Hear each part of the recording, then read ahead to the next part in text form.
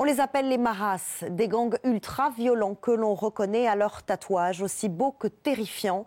Salvador, Honduras, Guatemala, en Amérique centrale, ces jeunes garçons font régner la terreur. Quartier après quartier, ils piègent une jeunesse sans espoir et poursuivent jusqu'à la mort ceux qui cherchent à leur échapper. Le soleil se lève à peine sur la rivière qui borde la frontière du Guatemala. Ces hommes et ces femmes cherchent à rejoindre le Mexique. Comme des milliers d'autres avant eux, ils fuient pour sauver leur vie. J'ai quitté mon pays parce que nous avons vécu une tragédie. Cette femme que nous appellerons Paola et son fils de 9 ans, Eduardo, ont fui le Honduras après les menaces d'un gang qui terrorise l'Amérique centrale. Au bout de 2 jours, ils nous ont jeté un document à la figure qui disait qu'ils ne laisseraient aucun des parents de sang de mon mari en vie. Le mari de Paola a été membre des maras, ces gangs ultra-violents reconnaissables à leurs tatouages. Mais il a voulu les quitter à la naissance de son fils, Eduardo. Du moment où je suis tombée enceinte, il a dit « Je ne serai pas un mauvais exemple pour mon fils ».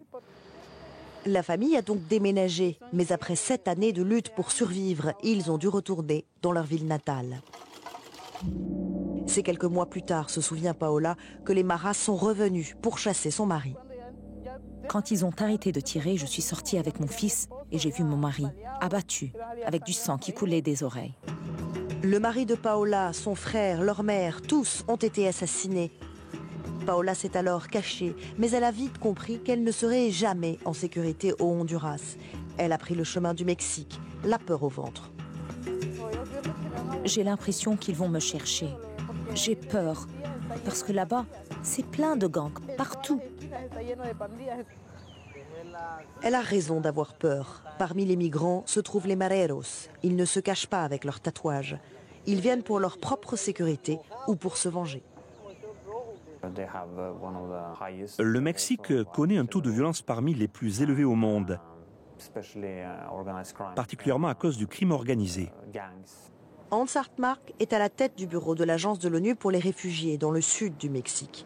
Il explique que lorsqu'il a réalisé à quel point les migrants fuyaient la violence des gangs, il a milité pour faire reconnaître les menaces des gangs comme motif suffisant pour accorder l'asile. Le Mexique reconnaît désormais les personnes qui fuient la violence des gangs. Paola et Eduardo ont donc obtenu l'asile. Je sens que je peux respirer de l'air frais de nouveau. Que Dieu me vienne en aide. Que Dieu me vienne en aide pour m'en sortir avec mon fils. Tant que les pays d'Amérique centrale n'auront pas enrayé cette violence, des milliers de personnes continueront de fuir la terreur, de chercher refuge au Mexique.